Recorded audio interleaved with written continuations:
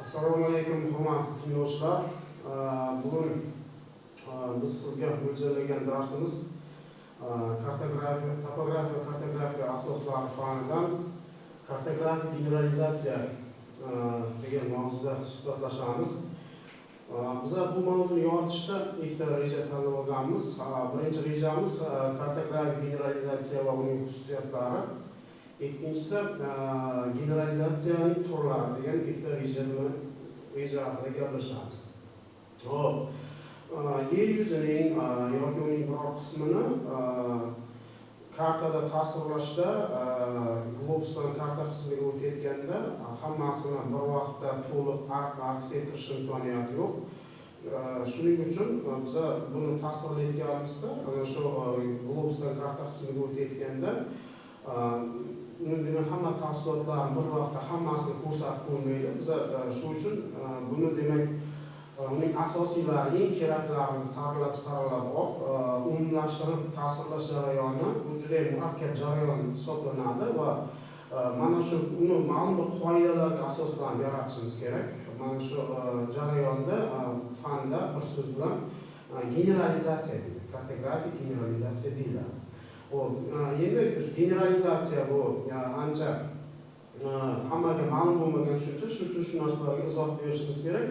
Generalizatsiya termini bu fransuzcha so'z bo'lib, generalizasyon so'zidan olingan bo'lib, demak u qaysiki ma'noda uni umumlashtirish, saralash degan ma'noni bildiradi.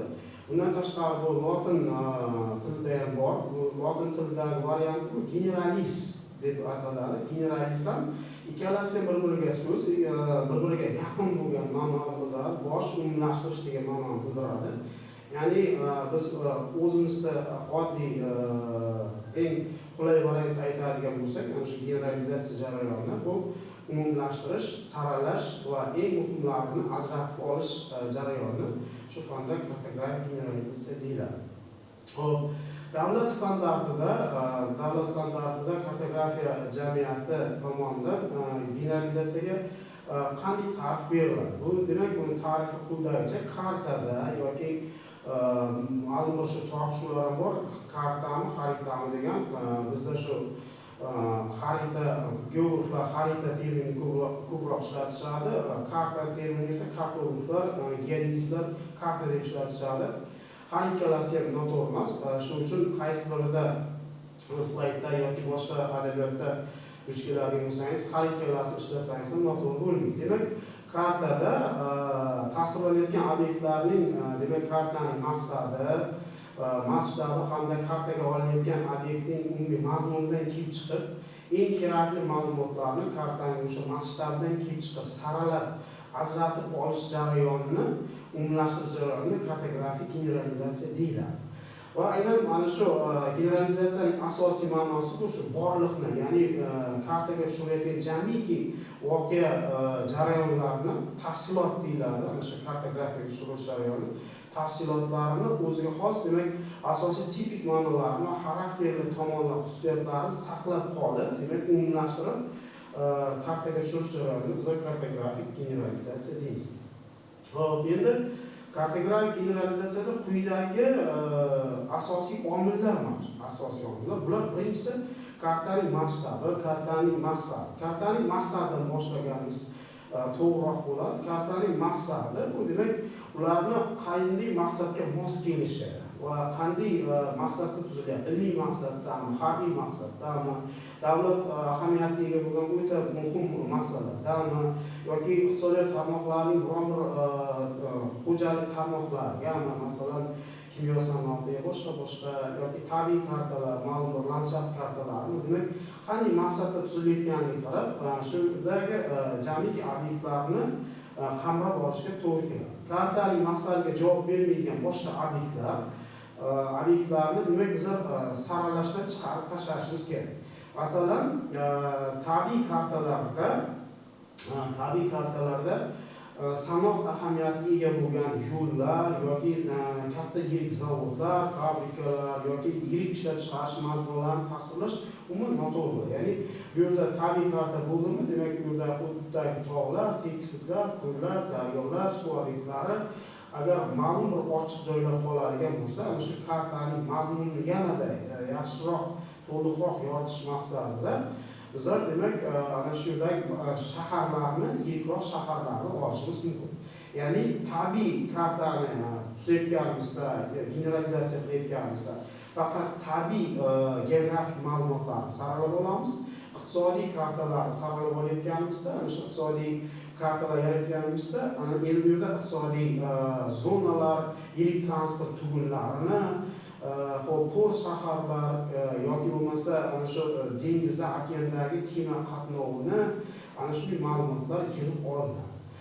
Siyosiy kartalar bo'lsa, masalan, jahon siyosiy kartasini ko'rgansiz, ko'p ishlatgansiz, boshqa mutaxassislardan bemalol ishlata olishi mumkin. Buni bu yerda demak davlatlarda siyosiy chegaralari, agar yirikroq davlatlar bo'lsa, yirik viloyatlar, to agar O'zbekiston o'z bo'ladigan bo'lsa, tumanlargacha bo'lgan tasvirlash jarayonini ana shu siyosiy kartada generalizatsiya qilib olamiz. Masalan, bu yerda o'quv kartada, agar o'quv kartalari xonada, ya'ni stol sharoitida yoki ma'lum joyga osib qo'yib foydalanadigan bo'lsak, buni o'quv sharoitida yoki ilmiy maqsadda deyishimiz mumkin.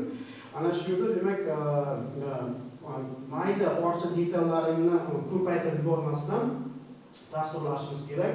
Agar ortiqcha ko'p detallar, vreska karta deyiladi, kartografiyada qirqim kartalar, ya'ni shu kartani umumiy mazmunini ko'paytirib yubormaydigan va shu kartaning mazmuniga xalaqit bermaydigan ma'lumotlarni joylashtirsak bo'ladi. Agar lekin bitta mavzuga tegishli bo'lgan bir necha ma'lumotlarni qo'shadigan vreska kartalar qo'shib detallashtirib boradigan bo'lsak, bu o'quvchida yoki foydalanuvchida ko'p savollar tug'iladi. Natijada bu boshqa mutaxassis vakillariga yoki geograflar o'zlariga biroz og'irlik qilishi mumkin. Shuning uchun kartaning umumiy mazmunidan chiqib ketmagan holda detallar soni kamroq, soddaroq va aynan shu kartaning shartli belgilariga mos keladigan va shu kartaning mazmunini yanada boyitadigan ma'lumotlar bilangina to'ldirishimiz mumkin. Ana shu yerda agar aholi kartalari bo'ladigan bo'lsa, buni aholi punktlari, transport yo'llarini tasvirlaymiz va demak bu yerda aloqa yo'llari haqida ham aholi kartalarida aloqa yo'llarini ham tasvirlab ko'rsatsak bo'ladi. Chunki bugungi kunda aynan aloqa yo'llari, transport yo'llarisiz bugungi xalq xo'jaligini tasavvur qilish juda qiyin. Kartografik generalizatsiyaning ikkinchi asosiy eng kerak bo'lgan qismi bu kartaning masshtabi hisoblanadi. Xaritaning masshtabi ham deyilgan. Ana shu kartaning masshtabi nima? Qanday bo'ladi? Bunda asosiy mana ikkita uchta misollar keltiramiz. Demak, generalizatsiyaning masshtabini ta'siri shunda namoyon bo'ladiki, masalan, yer yuzasini 1 kilometr kvadrat maydonini, yer yuzasida 1 kilometr kvadrat maydonni tasvirlamoqchi bo'lsak, bu agar 1/1000 masshtabda bo'ladigan bo'lsa, 1/1000 masshtabda bizning kartamizda 1 metr kvadrat maydon degan. Agar masshtab 1/10,000 bo'ladigan bo'lsa, bu 1 detsimetr kvadrat maydon deganlik. Agar 1/100,000 masshtab bo'ladigan bo'lsa, bu 1 santimetr kvadrat maydon egallasa, bu holat 1/1 million masshtabda juda ham kichik, ya'ni 1 millimetr kvadrat maydonga teng bo'lib qoladi. Ya'ni mana shu joyga ozroq izoh beradigan bo'lsak, nimalarda ifodalash mumkin. Ya'ni oddiy qilib mana shu joyga izoh beradigan bo'lsak, 1 kilometr kvadrat maydonda 1 metr kvadratda tasvirlash uchun bu 1/1000 masshtab juda ham yirik masshtab. Bu topografiyadan, geografiyadan xabari borlar juda yaxshi tushunadi. Siz bundan xabaringiz bo'lishi kerak. Yana shu yirik masshtablar bor, o'rta masshtablar bor, mayda masshtablar. 1/1000dan, 1/10,000dan to 1/200,000gacha bo'lgan masshtablarni yirik masshtab deymiz. 1/200,000dan 1/1 milliongacha bo'lgan masshtablarni o'rta masshtab yoki buni obzor topografik kartalarda ishlatamiz. 1/1 milliondan maydasini, bular demak 1/2 million, 10 million, 5 million va hokazo bo'lishi mumkin. Bularda demak mayda masshtab bo'ladi va bunda demak bizlar tasvirlayotganda 1/1 millimetr kvadrat maydonda ko'rsatishimizga to'g'ri keladi. Ya'ni bir bo'lingan 1000 bilan bir bo'lingan millionni o'rtasida 1000 barobar farq bo'lganidan bizlar demak generalizatsiya qilayotganimiz juda ko'p tafsilotlardan, juda ko'p detallardan voz kechishimizga to'g'ri keladi. Ya'ni juda ham mayda masshtabga tushib ketgan bo'lamiz. Shuning uchun kartani masshtabini yoritayotganda, masshtabini detallashtirib joylashtirayotganda mumkin qadar yirik masshtabdagisini tanlab olgan yaxshi. Demak, generalizatsiya to'g'risida butun dunyo bo'yicha dastlabki qilingan ishlarni nemis kartografi Max Eckert o'zi demak 1907-yilda o'rganib boshlaydi va demak generalizatsiya jarayonini kartaga tushirayotganda qanday ma'lumotlar olish kerak, masshtabda bilan hududdagi farqlar, tafovutlar, ular to'g'risidagi jamiki o'zini o'rgangan ma'lumotlarni yig'ib, demak 1921-yilda o'zini kartashunoslik asar yozadi. Bu demak kitob asar desak ham bo'ladi. Kitobida shu kitobida generalizatsiyadan juda ko'p ma'lumotlarni qamrab, o'zini shu kartashunoslik kartavideniya kitobini yozadi va demak u yerda o'z fikrlarini aytadi. U demak u davlat standartida u ham mana shu faqat tilni qo'shadi. Nega? Chunki u nemis tilida yaratilgan edi. Keyin uni rus tiliga, o'zbek tiliga, bugungi kunda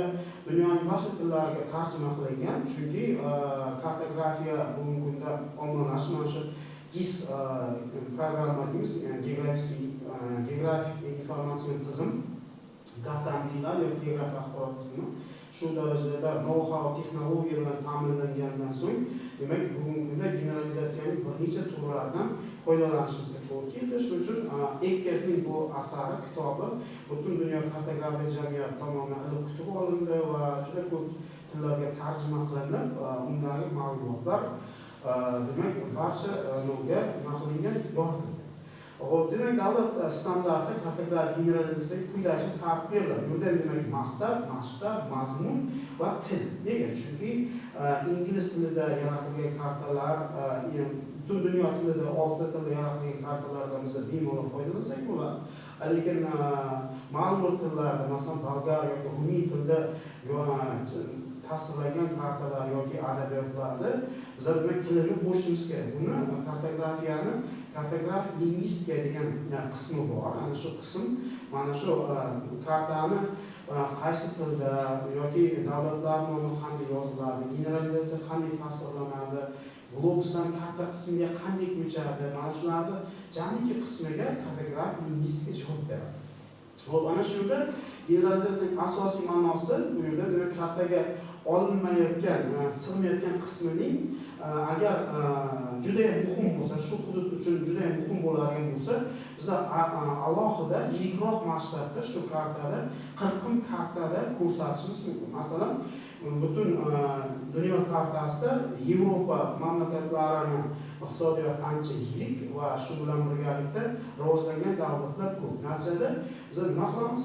Ana shu yerdagi ma'lumotlarni Yevropani alohida yoki masalan o'zimiz mamlakatimiz O'zbekiston kartasi ham butun dunyo jamoatchiligida qiziqish uyg'otadigan bo'lsa, biz O'zbekiston o'zinikini alohida qirqib olib, ayniqsa mana vodiy, Farg'ona vodiysida bilasiz, Farg'ona, Andijon va Namangan viloyatlari joylashgan, aholi haddan ziyod zich va bizdagi mana shahar aglomeratsiyasini bir necha turlar bajarganligi uchun bizlar ana shu bir bo'lingan 500 mingda yoki bir bo'lingan 4 million masshtabda qanday tasvirlanadi? Agar bir bo'lingan 500 mingda bu yerda 8 tagacha vodiydagi shaharlarda, Farg'ona vodiysidagi shaharlar tasvirlansa, bir bo'lingan 500 mingda 8 ta, bir bo'lingan 4 million esa 4 ta shaharga tushib qoladi, eng yirik shaharlar. Agar bundan maydalashadigan bo'lsak, biz Farg'ona vodiysi birgina Farg'ona shahrini o'zini olishga to'g'ri keladi. Mana shular hammasini kartografik generalizatsiyaning asosiy ma'nosini tashkil qiladi. Xo'p, bundan tashqari generalizatsiya qilishda har bir elementni alohida o'rganish ham, endi generalizatsiya qilganda ko'p narsalardan voz kechiladi yoki boshqa detallardan voz kechiladi, yuqorida aytdik. Shuning uchun endi generalizatsiya qilishda nima foydasi bor degan savollar bo'lishi mumkin. Butun mana shu endi mustaqil davlatlar hamdo'stligi bo'yicha 1946-yilda Filip o'zini relief kartasini alohida, bu yerda relief karta bo'lganda biz bor diqqat e'tibor faqat reliefni to'g'ri tasvirlashga harakat qilamiz. Buni aynan shu birinchi bo'lib 1946-yilda Filip, Suxov 1953-yilda aholi yashaydigan joylarda, Xersonskiy 1950-yilda o'simliklar kartasini generalizatsiyasini yaratdi. Zarutskaya degan olimamiz 1958-yilda gipsometriya bo'yicha o'sha MTF davlatlarining gipsometriyasi bo'yicha generalizatsiya ishlarini amalga oshirdi. Ya'ni o'simlik kartasi bo'ladigan bo'lsa faqat ana shu hududda tarqalgan o'simlik va unga bog'liq bo'lgan suv qoplami va tuproq ma'lumotlari kiritiladi. Undan boshqa ma'lumotlar shaharlar to'g'risida, transport to'g'risida yoki port shaharlar to'g'risidagi ma'lumotlar bizda o'simliklar kartamiz umuman sig'maydi. Nega? Chunki mavzumiz o'simliklar kartasi, demak ana shu mavzuga kelishgan holda maqsad tanlanadi, masshtab tanlanadi va aynan shu tog'li o'simliklar va tekislik tarqalgan o'simliklarni tarqalganligi va qaysi necha metr balandlikda tarqalganligini ko'rsatishimizga to'g'ri keladi. Bundan tashqari butun ana shu MDH bo'yicha Salishevning asarlari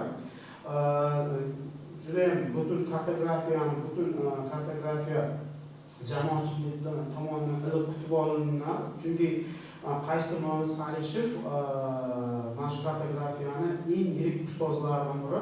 Bizning O'zbekistonda ham shu aytib berishimiz kerak, ustozimiz Mirzaliyev domla Turg'unboy aka boshchiligida butun O'zbekistonda juda ko'p shoh asarlar yaratilgan va aynan o'sha kartografik generalizatsiya, uning turlari, kartalar yaratilishi, milliy atlas bo'yicha ma'lumotlar, bular hammasi to'g'risida biz Mirzaliyev asarlarida yaratamiz. Jihozlanishi, demak generalizatsiya uchun kartalarning jihozlanishi ham juda muhim, ahamiyat kasb etadi. Demak, ko'p rangli kartalar demak bir xil teng sharoitda, ya'ni oq-qora holatda tasvirlanadi. Agar yirikroq masshtabda bo'ladigan bo'lsa, oq-qora ikkita rang ishlatamiz. Agar masshtabimiz maydalashgan sari qora rangni o'tamiz. Oq-qora tasvirlayotganda ma'lum joyda shtrixlashga to'g'ri keladi. Masshtab maydalashib borgan sari o'rta masshtabga o'tganda biz faqat qora rangda tasvirlashimizga to'g'ri keladi. Shtrixlardan voz kechamiz. Undan ham maydaga o'tadigan bo'lsak, ya'ni biz obzor kartalar deylik, 1 bo'lingan 1 milliondan mayda masshtabli kartalarda bizlar tasvirlayotgan joylar bitta nuqtaga, ya'ni kartografiya tilida aytganda shaharlarning haqiqiy o'rni, globusdagi yuzasidagi o'rni kun sonligida, birgina kun sonligida saqlanib qoladi. Agar yirikroq bo'lsa, aholisi ko'proq bo'ladigan bo'lsa, demak biz uni kun soni yiriklashtirish orqali demak mana shu ma'lumotlarni olishimiz mumkin. Oxirigacha demak yetkazib qo'yishimiz mumkin. Bizlar demak oxirgi qismda demak nazorat savollari, demak generalizatsiyaning turlari nimalardan iborat, generalizatsiyaning terminining tarjimasi qanday ma'noni anglatadi, buni demak qaysi tillardan olingan va bu kartografik generalizatsiya bo'yicha kimlar qanday ishlar amalga oshirilganligi to'g'risida, qanday asarlar yozganligi to'g'risida biz keyingi darslarimizda bemalol gaplashishimiz mumkin.